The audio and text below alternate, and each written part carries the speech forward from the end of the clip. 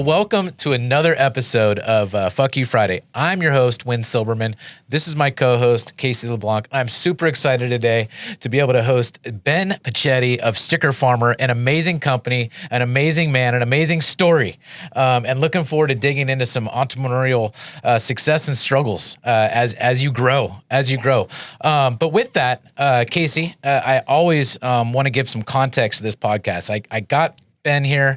I don't know how I did. It's a blessing, but I want to be able to give some context as to why we're here, what we're doing here, and then go into introducing Ben a little more. Yeah. So Ben, we're always trying to find what this podcast means in context of our guests. And I think with you, it's, at least from my understanding at this point, I may have to adjust my answer in an hour as we go through the podcast, but it really, Fuck You Friday, it originates from the standpoint of this difference of 20% in a work week and what you're doing differently to scale your business, to grow it, to expand it, the trials and tribulations that go into it.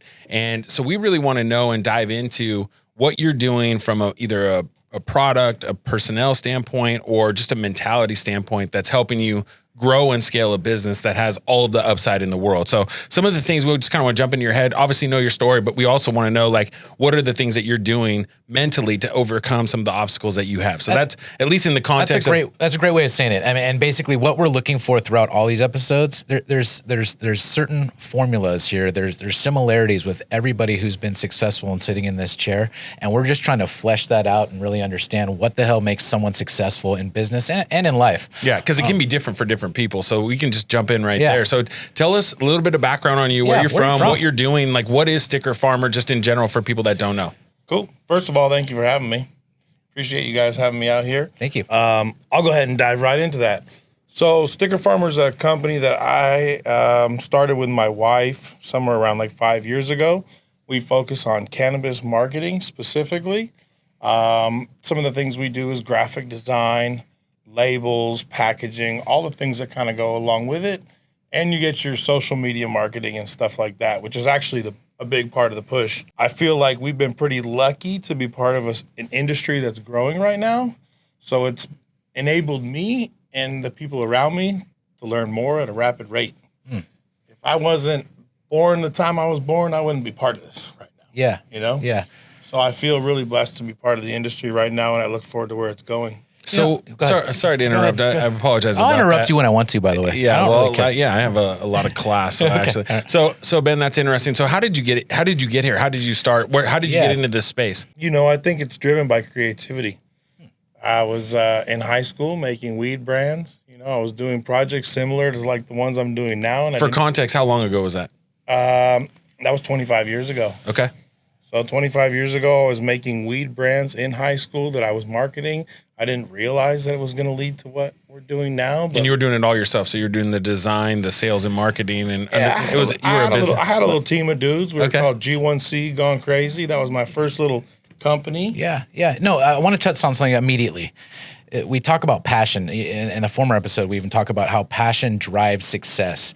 Can you tell us a little bit about the story about your teacher and what you were doing and your teacher telling you were never going to amount to anything because you're dealing with cannabis type things? Can you tell us that story a little bit? Yeah, it kind of the same time in my life, I'm starting to create art. I'm realizing myself as an artist. I'm assigned a project, which is a collage project, right? So I get a High Times magazine because it's the only fucking magazine I have around. It's the only thing I'm really into. I make a collage out of the High Times magazine. I hand it in, and my teacher writes me this nasty letter on the back of it talking about how, I'm not going to add up to much if that's what I choose to focus on, Here we are, like I said, 25 years later. High Times just contracted me to brand all their weed. They're opening dispensaries. They just hired Sticker Farmer to create 10 or 15 different unique strain looks for them. And they're going to be featuring that piece of art with the note from my teacher, in their, future marketing and stuff like that. So it comes full circle. And let's talk about art a little more because Casey, I know that you're driven in business, you're driven in the corporate world. Traditionally, the role of the artist tends to be diminished. Traditionally, it's the starving artist, right? And yet, at the same time, a logo is and representing your company often is so critical. So Ben, can you reflect on how the hell you're an artist? You truly are. You're capturing creativity. Traditionally, that doesn't pay very much. What the fuck? You're doing it as an artist. You're making it as an artist. Explain to me what's going on. I mean, a big part of that just comes down to insisting to get paid and being able to chase your money. I'm a good balance of a businessman and an artist. The most successful people that I know in marketing are a balance of creative and artistic. And business is what I was trying to say. Some artists, they don't have the ability to fucking collect the bill. They can do a $500 drawing, but they don't know how to say, hey, can you pay me $500? Right. Well, isn't it interesting, again, kind of fast forwarding a little bit, but the current business environment or just the current world, the artist has become the celebrity, right? You see the NFTs and some things selling for $69 million in crypto. I mean, the artist has more power than they've ever had. So whereas artistry had been looked at as, oh, you're just chasing a dream, it's never going to account to any dollars and cents. Whereas now that creative is where the margin is, right? So we looked at your plant yesterday and I thought it was fascinating to walk in and we talked a lot about the production side and stuff like that. But really it would seem to be like from a business perspective, as I was looking at it, you create your margin in some of the brand, in some of the design, and some of the that side of the business, the sales and marketing side. Because from a production standpoint, there's probably a lot of people that can produce stuff, but that is really where the difference becomes in when you create a brand, whether it's for a weed product or a business. That's where the world is going. That's why people are so much into content and creating this brand for whether it's themselves or their businesses. Do you have any insight on that? I'm bridging the gap. I'm bridging the gap between a doodle on a fucking napkin at a restaurant to a $100,000 marketing order. Yeah. There's a whole bunch of shit that happens in between, So my team is able to facilitate it. My team is able to take your ideas, bring them to life, actually print this stuff, put it on packaging, and now we're actually in a position where we can help you source and sell your product. That's fascinating. And what I want to do is take a quick step back before and congratulations on your success so far with Sticker Farmer. Prior to Sticker Farmer, I want to go a little bit prior to that and the origins of how you and your wife kind of scrapped things together and built this empire. I don't want to talk about Sticker Farmer immediately. I want to talk about what were you doing prior to Sticker Farmer as an entrepreneur, as a survivor trying to make bread? Yeah, I think like anybody at my age, there's hundreds of stories that have led to where I'm at, I can narrow it down to a few, I think some early projects that my wife and I were doing where she was hand painting Mac Dre on t-shirts and we were selling these hand painted t-shirts was the origin of us actually starting and being able to sell art. I think the time that I put in with my brand Hustle Heads in the parking lots of Raiders games and Warriors games, and I'm actually like the bootlegger dude in the parking lot selling shit. That was the first time I stacked up money. I was gonna say, how much did you make in like a Raider? I made $25,000 in like 2 years. Oops. I made $25,000 in 2 years and had $25,000 saved up in my warehouse that my wife is holding up. I start venturing out, getting into crazier shit. WrestleMania is coming to town, and I go all in on WrestleMania. And you'd have to understand what the Hustle Heads brand is to get this whole story. But long story short, it's like a giant face cutout that you're going to hold in the crowd. So Hulk Hogan, for example, is someone who pretty much everybody knows. You would have literally a face cut out of him, and you're slinging that in the parking lot? More like, Steph Curry and these other like very active current players. I'm at a WrestleMania event. I got 2 of my fucking best dudes with me. I get surrounded by 20 people. It's WWE law enforcement, WWE fucking attorneys. They have their own fucking police, everything. They surrounded my van. My van is full of, in their eyes, which is like bootleg products, And that's actually what brought me and Wynn together, because I call this dude. I'm like, hey, man, I just got in trouble. I don't have much money. And you got a lawyer to pick it up, and he got my fucking insurance. It's interesting, though, because there's a distinction. There's the distinction between law and business. Because on the one hand, as a business person, you're seeing an opportunity to make money, which is you're creating this Hustle Head brand, for example, right? But on the other hand, as you said, you see yourself as an entrepreneur making money. All of a sudden, these people are coming in and go, wait a second, guy. This is a licensing issue. You're in trouble. What do you do now? And yeah, it's how we kind of got together, because that's the moment you're like, hey, dude, I don't know what's going on here, but it speaks to understanding that just because you make money in one particular thing doesn't mean that you've made it, and doesn't mean that you've learned everything. And that was a process for you. It was good. It was a fine line. I walk that line every day. There's a very fine line between being a bootlegger and being a knockoff person who steals other people's ideas, and being a resourceful, dope person who figures out ways to make money. Yeah. And that's what I consider myself. I'm just a resourceful, dope dude that knows how to make money. And if I piss off a corporation in the process, then their lawyers can let my lawyers know, and they'll work it out. Yeah, your lawyers let lawyers know.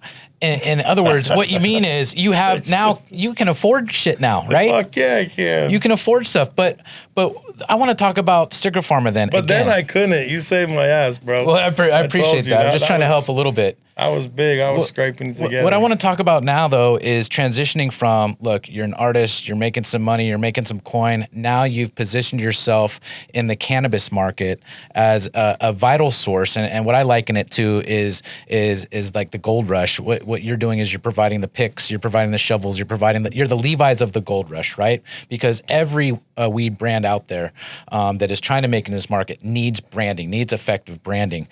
But what you've experienced personally as an entrepreneur is that you're no longer just one person. You have a business, an organization.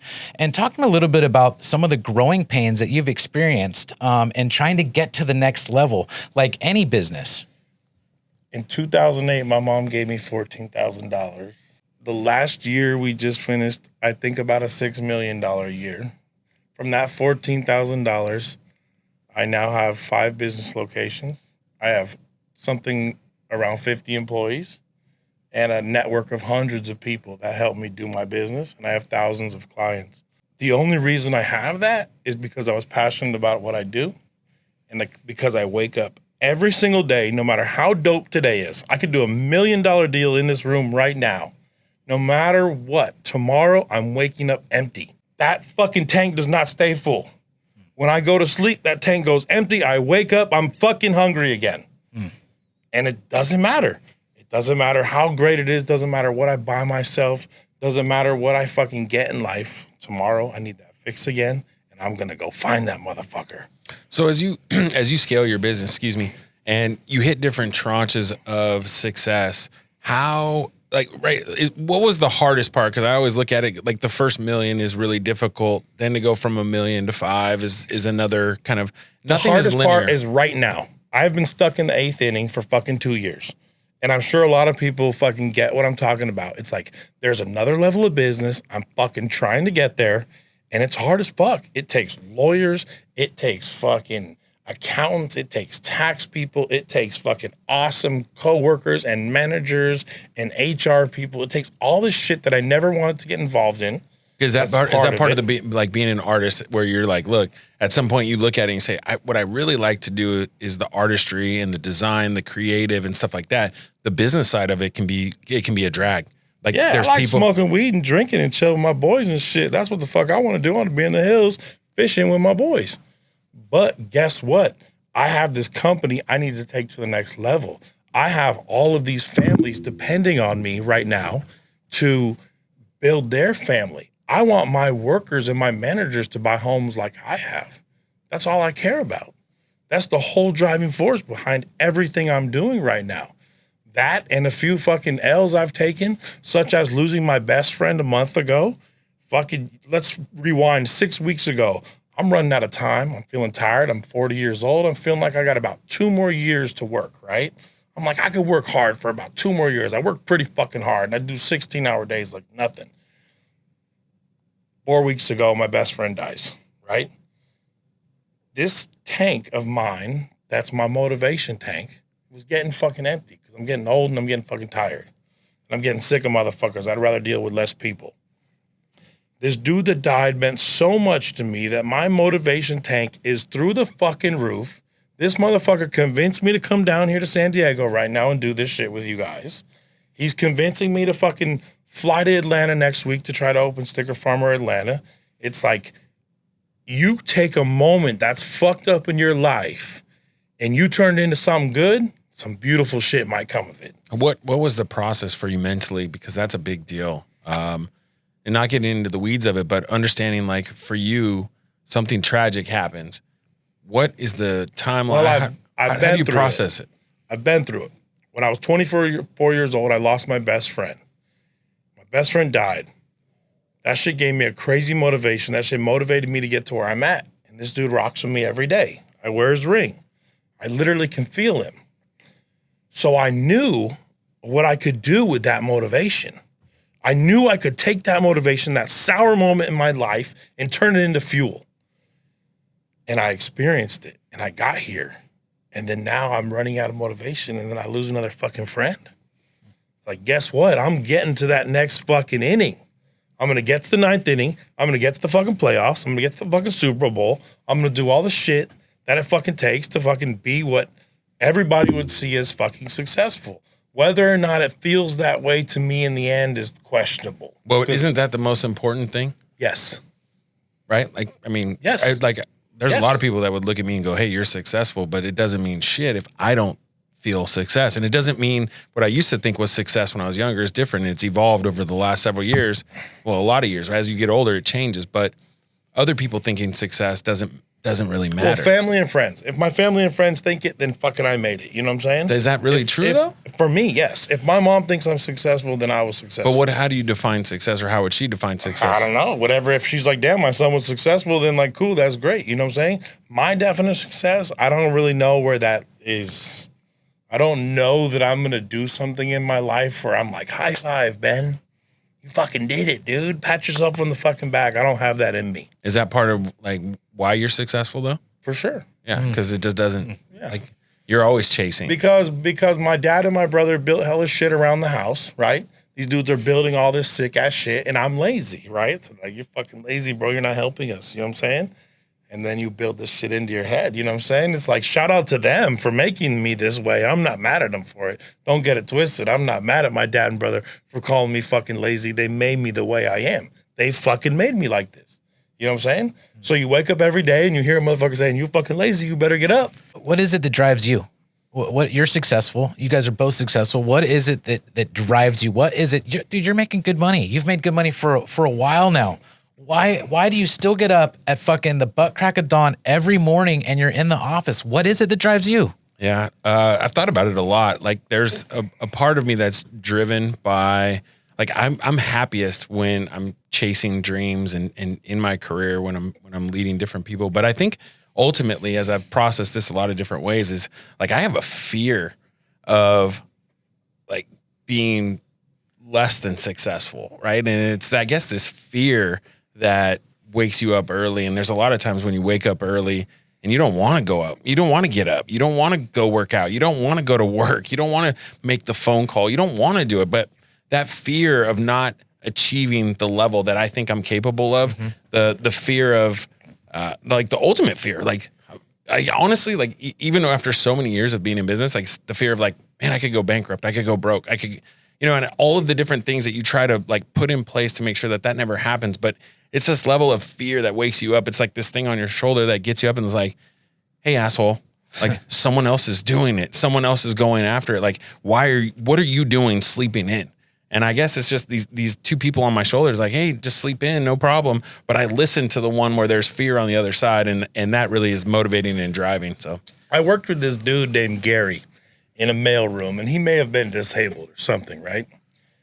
And I'm working in a mailroom at the same time. And Gary comes in and he says, hey, once you gain, you got to maintain. That shit stuck to me. I never want to be the dude that falls off, bro. I never want to be the dude that used to have some shit. I never want to be the dude that used to be on top. I'm going up until the fucking day I die. I'm going to work my fucking ass off to make sure that when I die, I'm making money.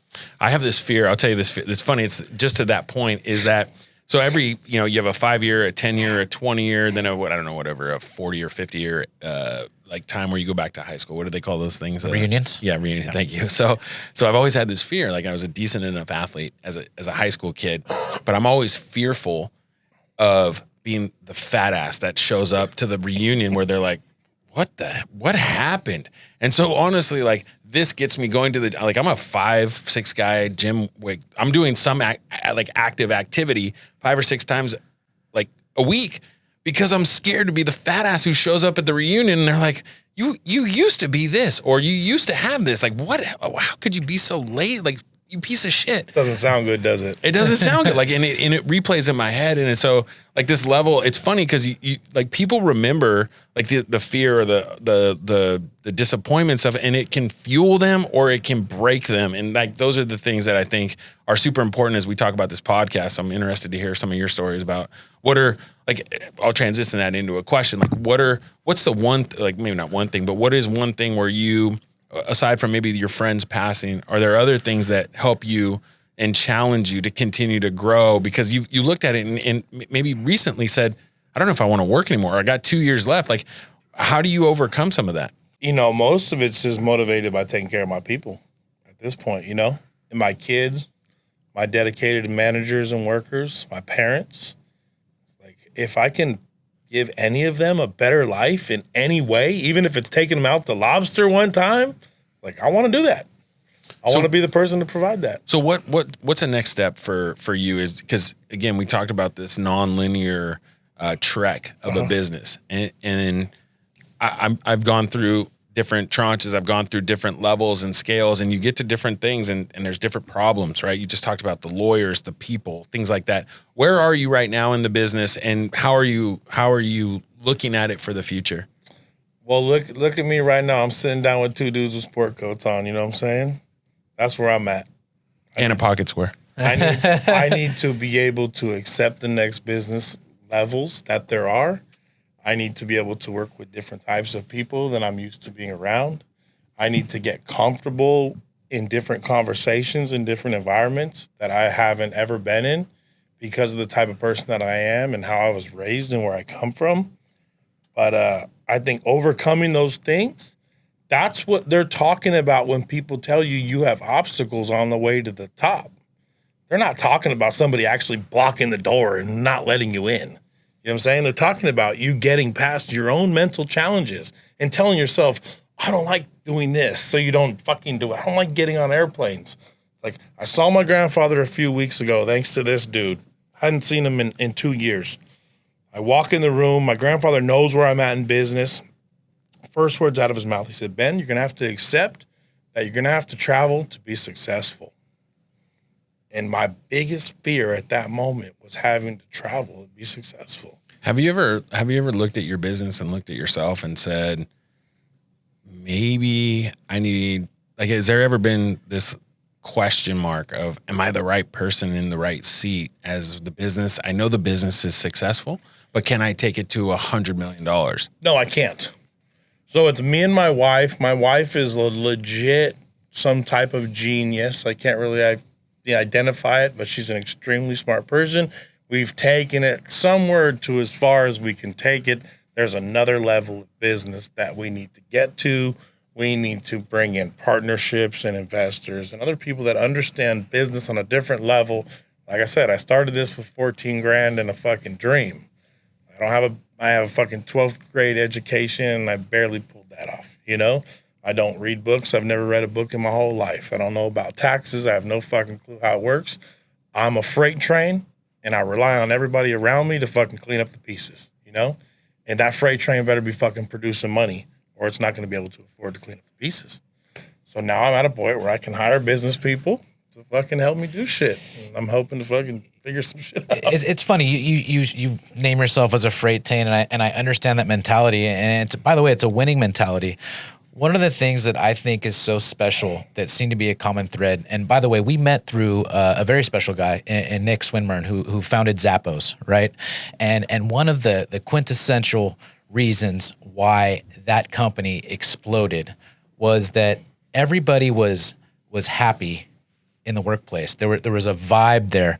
Ben, I want you to talk about how important it is to create a winning culture in business, because you damn sure know about that. Because every time I go to your shop, people are lively. There's music, and it's an crazy environment. And I do believe that that's a critical component to anybody's successful business. Yeah, it's popping. Motherfuckers love working for me. I like having loud music on. I like a little edge to the environment. I'm not like the most professional dude. You'll never catch me fucking critiquing people on certain shit. And I'm also a hard ass, and I'll fucking flash on you in a second.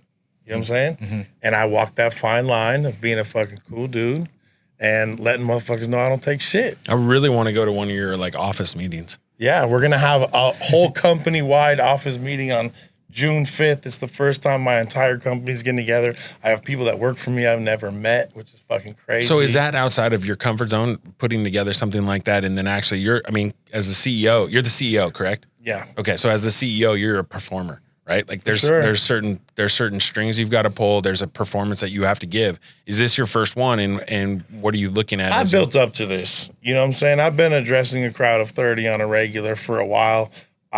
In the last 2 months, have left my big company to where I'm not there every day. I actually work from home now.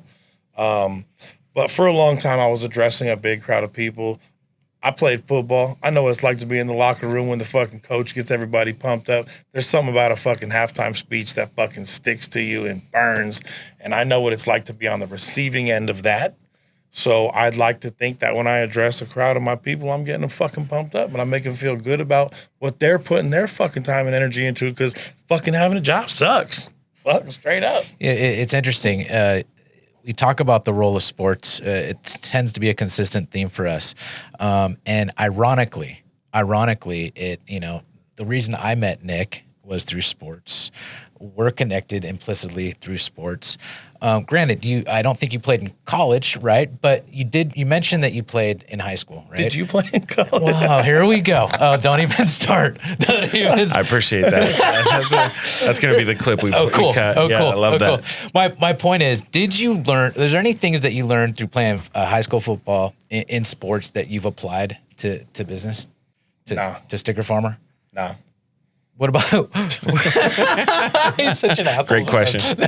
I learned all my dope tricks in the streets. Yeah? I learned all my dope shit from fucking real fucking pimps, players, and hustlers. Okay, so let's talk about that. Yeah, What are the top two? Yeah. Give me one or two examples of what you learned on the street that's equated to a business lesson that everybody can learn from. Loyalty.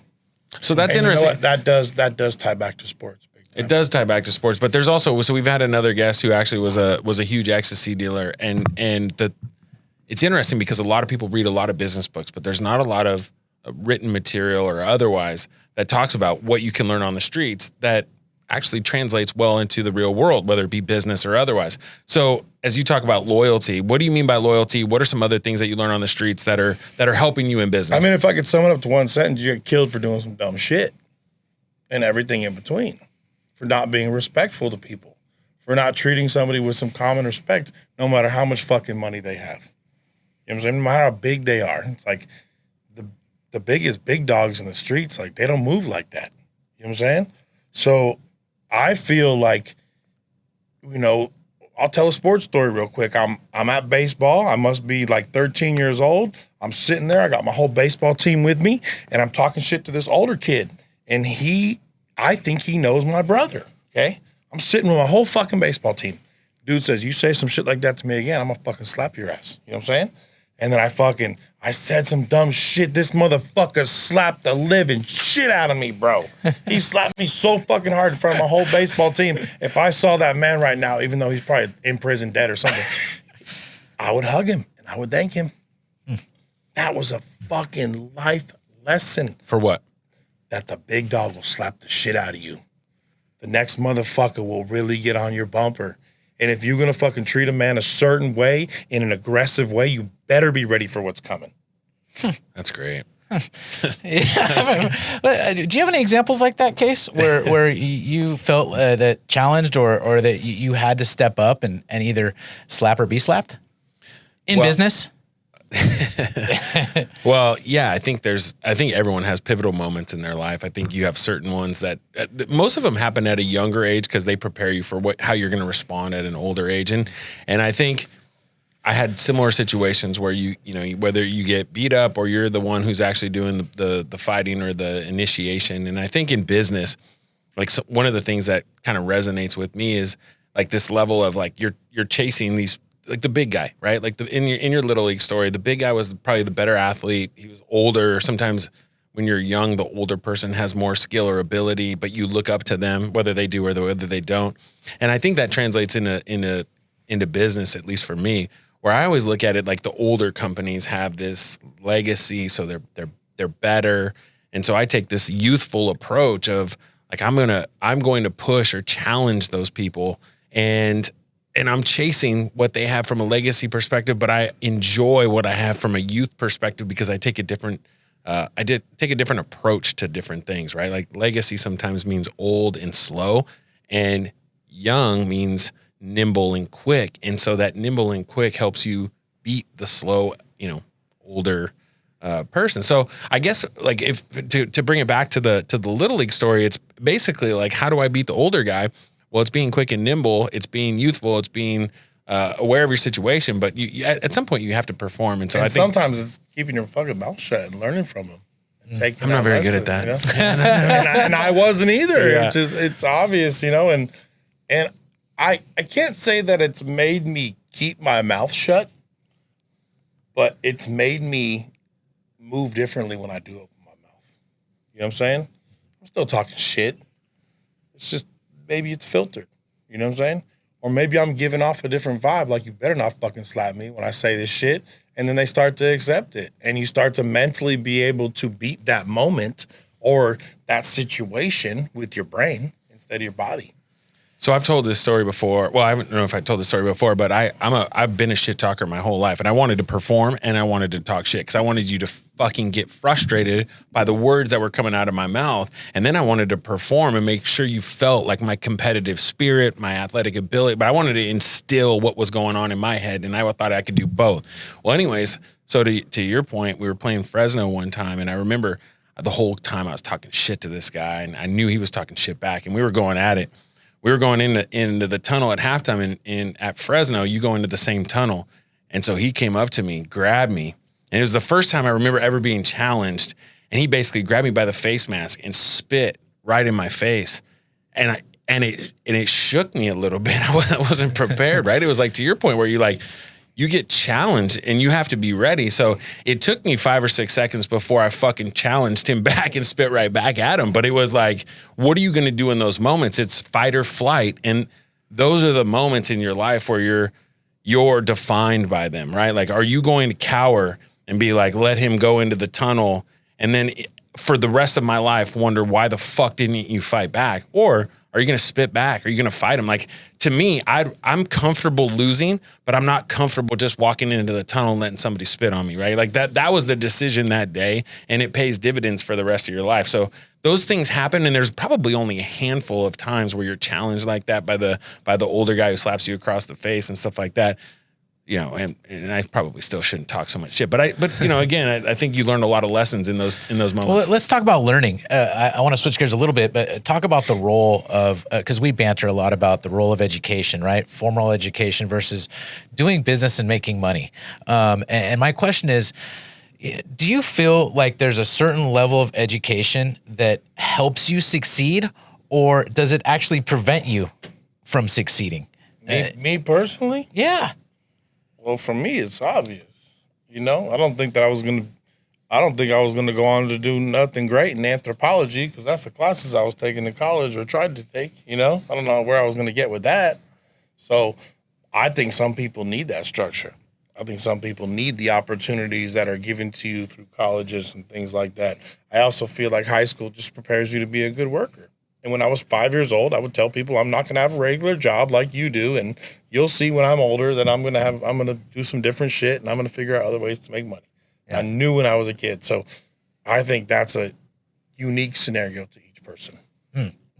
Well, what about you, Case? You've talked about, Elizabeth, your experience at Bellarmine. I mean, what was it at Bellarmine that drove you to want to do something more with your life than just be prepared to be work? Well, it was a lot of it was the success around me. So you're put in an environment where people are ultra successful, and you hadn't seen that level of success, and so you're looking around going, wow, what are these people doing, and how do I start to compete and start to look at life in a different way? And so I think you're right. I think like school teaches you to work for someone else, but when you see some of the opportunities, and then you start to ask a couple more questions, like, what are these people doing? Well, a lot of them were doing real estate. A lot of them were entrepreneurs. A lot of them were leaders of companies. And so I said, okay, well, I want to get in all of those fields and try to figure out what my niche is. And I think people need to lean into some of their success. So they need to figure out at a younger age, or at least have people talk to them about what they enjoy, what they're passionate about, what they're good at, and then really focus on those. I think a lot of times people focus on the things that they're not good at and they try to change those things. So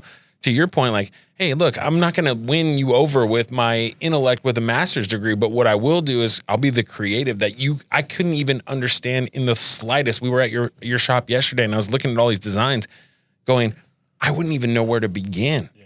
Right? Like, I just don't have that. And all I need is people that went to college that I need to hire right now. Exactly. That's all my company needs. My company does not need dudes like me. Yeah, for sure.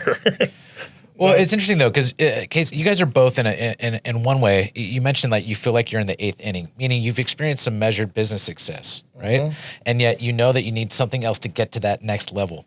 Casey, in your world, you're in a similar position in a way, right? You have measured success, and yet there's always, Rockefeller used to be asked how much is enough, and he would say just a little bit more. Right. Right. Yeah, that's a great line. What is it that you're doing now in business to get to, because you're going to a next level, but what is it that you need? You've educated yourself. You're growing in your business. What is it that you're doing that's hopefully getting you to the next level? So for me, I think, as we've gone to different levels in my company in different stages, I think the one thing is that I can't be the face of the company anymore as I wanted to when I was younger. I wanted to make every decision. I wanted to be in control of everything.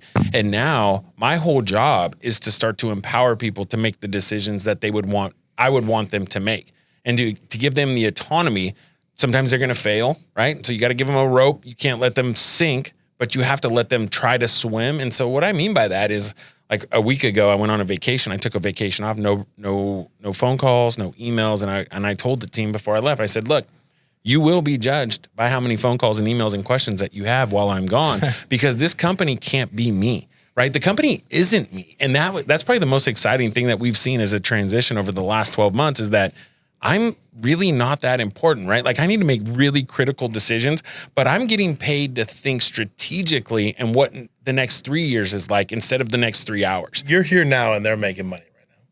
Yeah. It's a great fucking feeling. And they're doing it because they want to, right? Like, true leadership is not about telling someone what they need to do. It's about having them believe in the bigger picture and then having them want to do it and be part of it. And, like, truly believing in that is what I think is where my leadership needs to either evolve to or continue to build on. Bosses make bosses. For fucking sure. Yeah. You could boss 12 people around, cool. But can you get 150 people to boss each other around and be on vacation? Like, that shit's not easy. No. You have to be able to teach the skills that you naturally know somehow. You instinctually know these things because you just fire off all these fucking orders to people all day that have built up to where you're at now.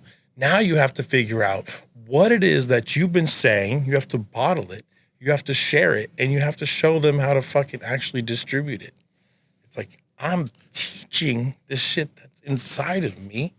It's fucking hard, dude. Well, just to add one more point to it, and one of the things that I've made the mistake of doing, and it's because it's not maybe a core competency, or it's like a thing where I'm a little bit insecure about it, is that I've focused so hard on the strategy.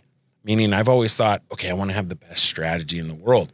And what I'm actually naturally good at is the people part of it.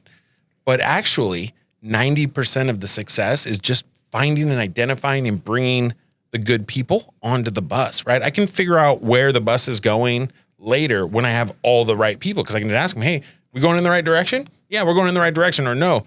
Then the people that are on the bus, like, putting them in the right seats. But I was so focused on, I wanted to have this grandiose, I want to change the world.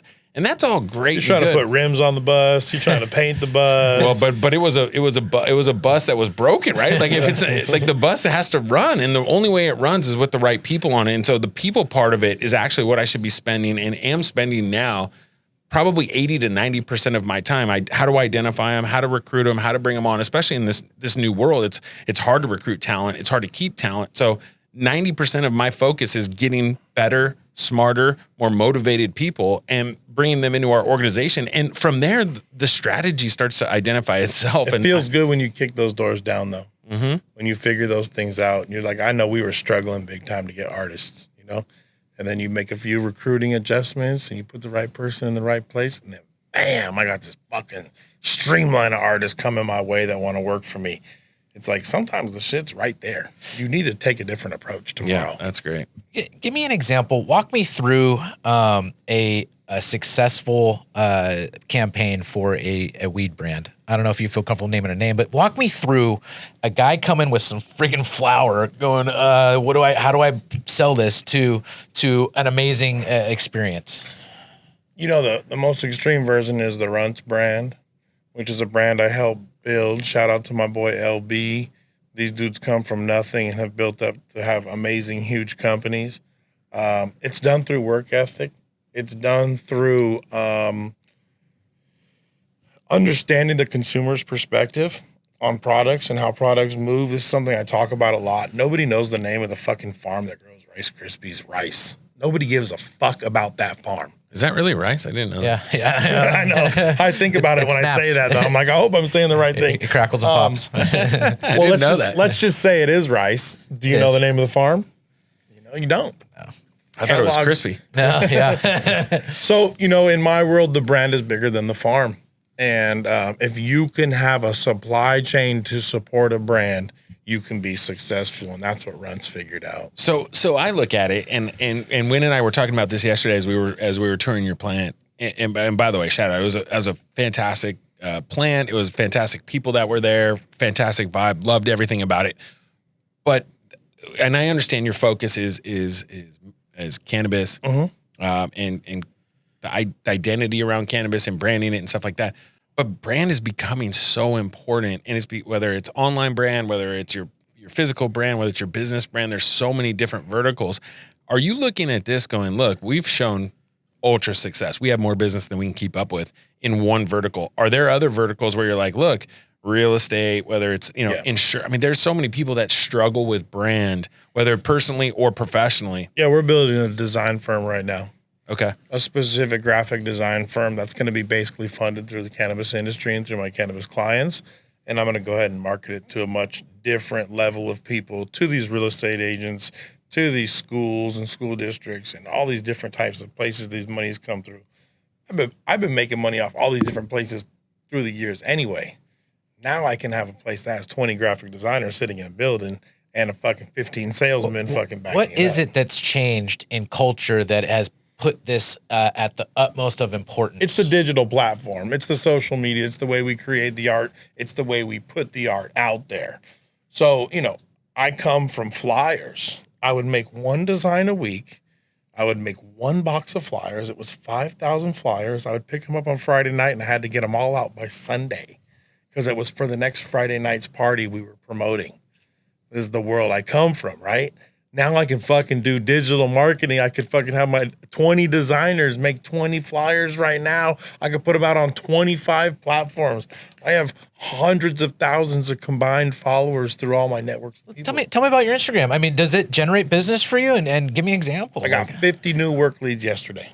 Yesterday, I got 50 people that hit me up and said, Sticker Farmer, I want to work with you. And all because of the build my free brand. social that you do, right? Like just posting stuff and promoting. Yeah, it's a bunch of little tricks that we have. Like when you go fishing, you use certain bait and certain fucking waters. You know what I'm saying? Huh. So my team has now recorded all these little things that we do, and I give you an example. I use my story a lot, the Instagram story. I say, DM me your phone number if you want to build a brand. That's the easiest fucking thing you could do to start a fucking weed company is send me your phone number. I'm going to start using that in my single life. DM me if you want to fuck. I think fuck might be a little bit. That's not the term I would use. Don't edit that out.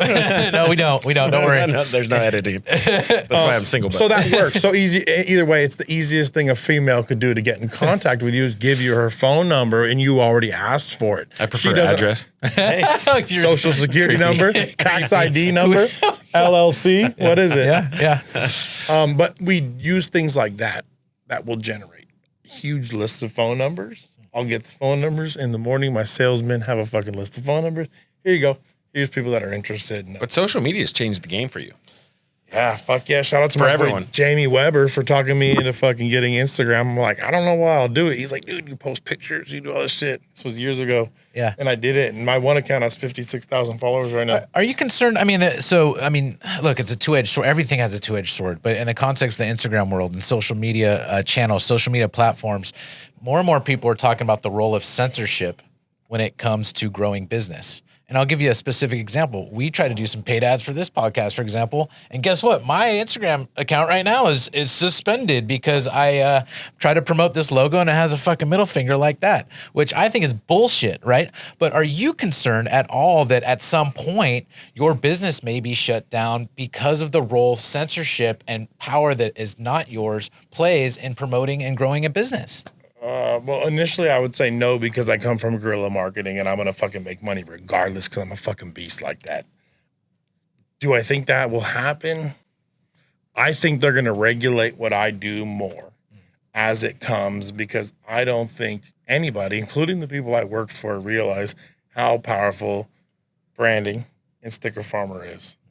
I think once people really get their mind wrapped around the real power of marketing, for instance, if you have a pound of weed that costs $2,000 and you accidentally get your hands on a Runts pound bag that costs $10, that pound of weed is now worth $4,000 because you put it in a fucking bag that I sell for 10 and China sells for 50 cents. Yeah.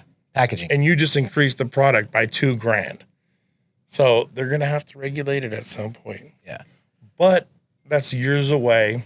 It's not going to happen until everything's federally legal. When is that coming? I don't know. I don't keep track of stuff. You know, I think personally that it has nothing to do with morality. I'll tell you that much, or ethics. What it has to do with, it's something that we tend to come back to every once in a while. It's political, right? And so Biden, for example, you'll see a lot of the social media platforms in cannabis speak to, well, why is Biden so against this? Why hasn't Kamala spoken out? She was so pro this in California. That's not what it's about. It's not his personal reflection on what cannabis means to him. What it is lobbyists.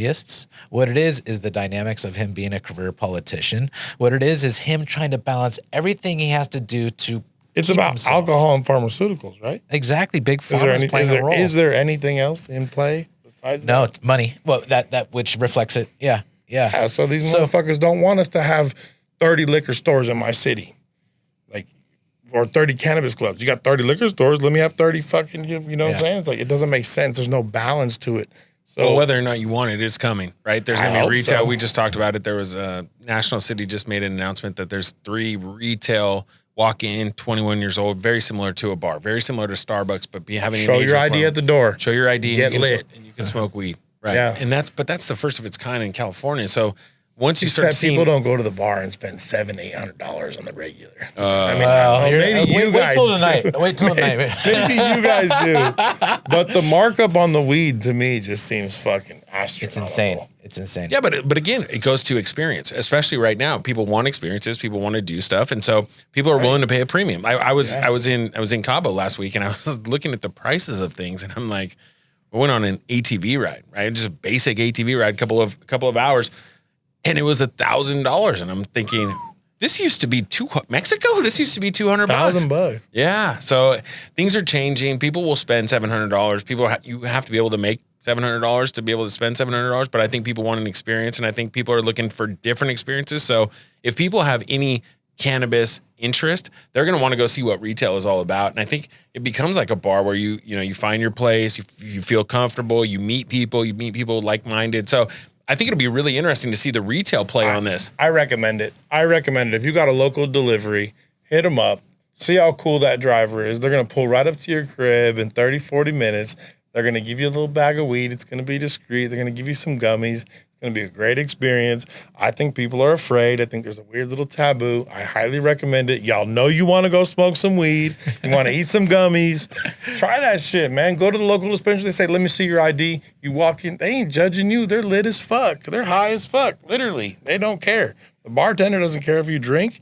The bud tender doesn't care if you smoke. Yeah, I love that. I love it. Yeah. The bud tender. So when to maybe tie this all in and to wrap it all up, I'm curious as you see the business, because you've taken a very consultative view with Sticker Farmer and some of your relationships in business, and you have the legal perspective. You even have a political perspective. So I'm very curious.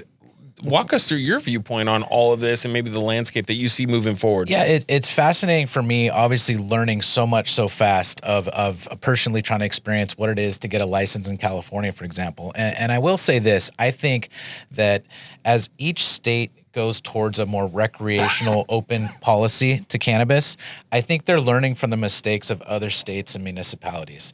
And I think, for example, one of the biggest concerns that I see California having, and this is me personally experiencing major corporations who have invested close to $1 billion in this industry. California is right now, it's lacking a little bit in enforcement. There's no rules. There's no police, so to speak, that are out there looking for licensed or non-licensed entities. That's in effect hurting the business, the above ground business of California. If you look okay. No, I get it. No, I'm just telling you what my experience is. My boys are good with that. Yeah. You're just like, more is better. Shout out to the black market. Yeah, well, here's the deal, and this is a real fact. 90% of cannabis in California is still black market. What is it, 90? 90%. Is that right? There's zero enforcement. Wow. There's zero enforcement. Now, we got hella weed out there. Transition to Illinois, they enforce shit. And the above market, the licensed market is doing pretty well. Harvest, as an example, which is a major corporation that's just done a tremendous merger, they do well in Illinois. They pulled out of California because of the lack of enforcement. And they're like, screw it. Until you guys figure your shit out. Who we trying to feed? We trying to feed rich dudes, or we trying to feed dudes that need money? And there's a point to that too. There's this blend of we're trying to feed the dudes that need the money. The rich dudes can fucking wait their fucking turn. Yeah. These motherfuckers can kick back while this shit gets regulated. Let these people that are coming up in the fucking streets eat. That's a real thing.